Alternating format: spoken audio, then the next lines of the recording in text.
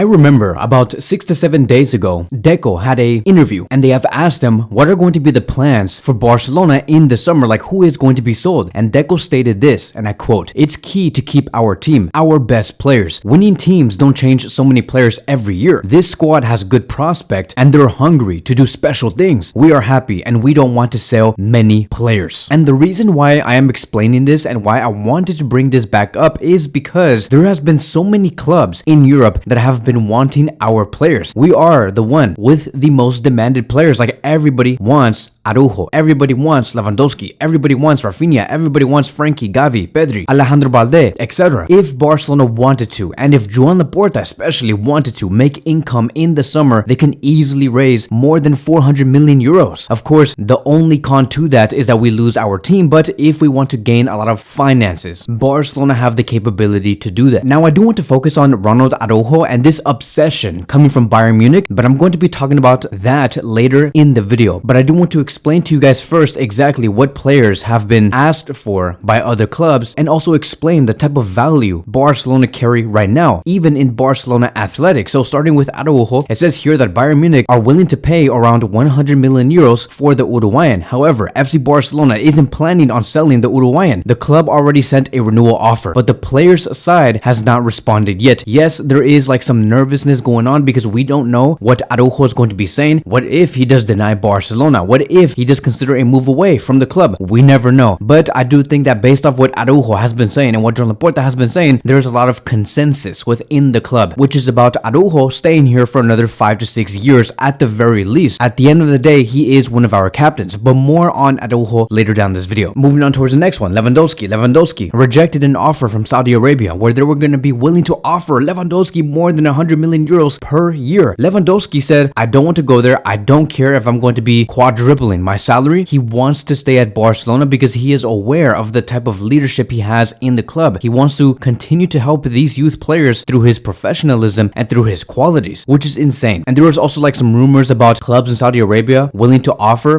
Barcelona around 45 to 50 million euros for Lewandowski. Keep in mind, he's 34, 35 years old. It's just, again, it's insane. Moving on towards Rafinha, Al Hilal offered Barcelona 100 million euros for the Brazilian, and they were also willing to triple the salary of Rafinha. And I'm not even going to lie, like if Barcelona wanted to sell Rafinha in the summer, I don't even know if Rafinha would say yes to this. Like, yes, I know that the Brazilians, right? There's always this story about how they love money and that they're willing to go where the money is. But Rafinha, at the age of 27, 28 years old, at the prime of his career, would it really make sense for him to move to Saudi Arabia now when he knows also that he wants to go to the Copa America, to the World Cup, and really make a name for himself in Europe? If Rafinha were to be sold, I believe that he will say yes to only another European club, whether it's Liverpool, Man City, Arsenal, AC Milan, Inter Milan, Atletico Madrid. But as of now, it does seem like Barcelona are going to be maintaining the player because we do have unfinished business. Moving on towards Hector Fort, a player who has even played more than 10 professional games with us. There are clubs out there that are willing to offer Barcelona 35 million euros for our right back or left back, right? Because Hector Fort knows how to play in both positions. It has been said, according to Mundo Deportivo, that Barcelona wants to preserve their young talents. His current contract ends in 2025, and there is work that is being done currently to improve and extend him. And that is amazing to hear because I think that Hector Fort has a lot to give to the club. I do think that he can be a great backup to either Cancelo or Balde. He can play in both positions, and I believe that if Hector Fort can only continue to be taught by Xavi, he can become one hell of a player and really be a protagonist in the final third because one of his greatest attributes is his final ball. Moving on towards Lamine Yamal, Joan Laporta, who also had an interview about 3 to 4 days ago, also explained that they have received crazy bids for Lamine Yamal for around 200 million euros. And Joan Laporta stated that we're just going to reject this because we believe that Lamine Yamal can be monumental for the club. Like they're not even going to consider 300 million euros for Lamine Yamal. Lamine Yamal can bring great success to the club, and I believe that Deco and Joan Laporta know that. Xavi Hernandez probably also had a word with the executives and said there is no price that we could put on Lamine Yamal. It does not matter if we can fix our finances off of one player, which is Yamal. We have to keep him because he can bring us trophies. And I also do think the same. Like really, when was the last time we ever saw a 16-year-old player make a big difference at the club? It was like never. Like never. Maybe Maradona, maybe Ronaldo Nazario, but I was like negative 14 years old or something like that. But in the modern era and how advanced football is, it's extraordinary to see how Lamine Yamal performs at such young of an age. Moving on towards the next one, and it is Fermin Lopez. Everton and Aston Villa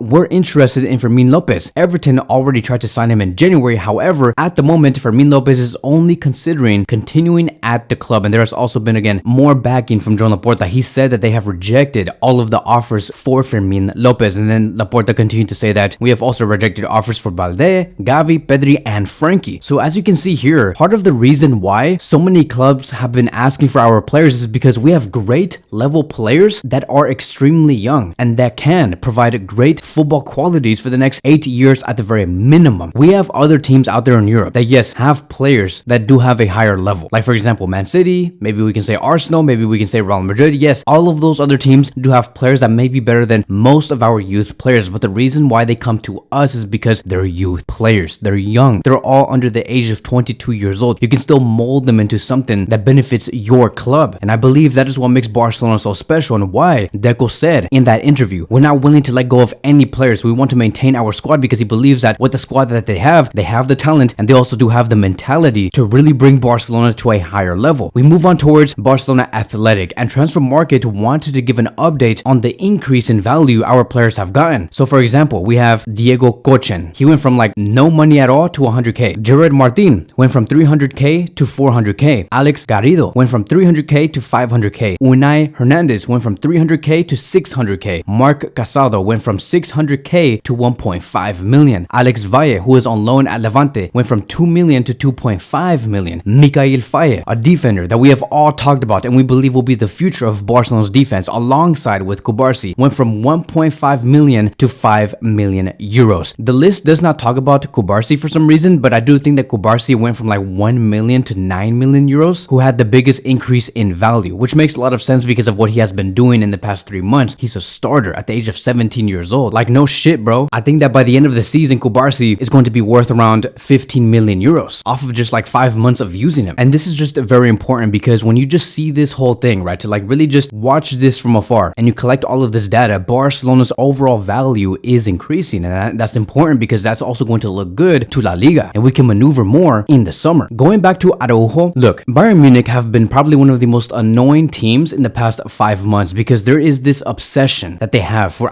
Araujo. Like, I don't know, like, are they fantasizing about Araujo? Because the amount of times they have been asking for our center back has been like insane. It is just so annoying. Like, look, we're not going to be accepting 100 million euros for Araujo. You're crazy. That's almost like you're offering us 10 million euros for Lamine Yamal or like 5 million euros for Frankie de Jong. You're underpaying us. If you want Araujo, you go for the release clause that Joan Laporta set a few months ago, which is 1 billion euros. And if you want to renegotiate that release clause with us, right, and I'm speaking to Bayern Munich, then cut it by half, pay us 500 million euros for Araujo. And I know that seems insane, but what I'm basically trying to say is that he is unmovable. There is no way we're going to be letting go of Araujo because he is simply just such a great defender. You have to pull out literally like 500 million euros or like 650 million euros for us to even consider. Because if there's a center back right now that can guarantee us success, one of them is Araujo, who is also our captain. And let's just say, right, Bayern Munich are like, no way, we're not going to be paying that amount of money. Let's just say they say that. Okay, then fine then. You want to be creative? You want to continue to ask for Araujo every month and pressure Araujo with these bids? Then give us Musiala. Like, switch with us. Give us Musiala and we'll send you Araujo. I am very comfortable saying this because if we can switch Musiala for Araujo, we will still have Kubarsi to bet on and also Mikael Faye, two center backs who are emerging and they can be paired with Jules Koundé. And then our left back can be either Cancelo, Hector Fort, or Balde. We have options. I would have never said this and go for this switch between Musiala and Araujo if we did not have the emergence of Kubarsi and maybe if Faye was just underperforming at Barcelona Athletic. I would have never said that. But with Kubarsi and Faye coming in, then yes, we would consider probably a switch for Musiala and Araujo. So there is a plan in place. I don't want to be left with like no center back and we just bring in another new central midfielder. That would make no sense because then we'll be thin at the back. And like I've said, I know Bayern Munich will not do this. I know Bayern Munich will not say, we're not going to be sending Musiala. He's probably going to be one of the best players in the world. Like,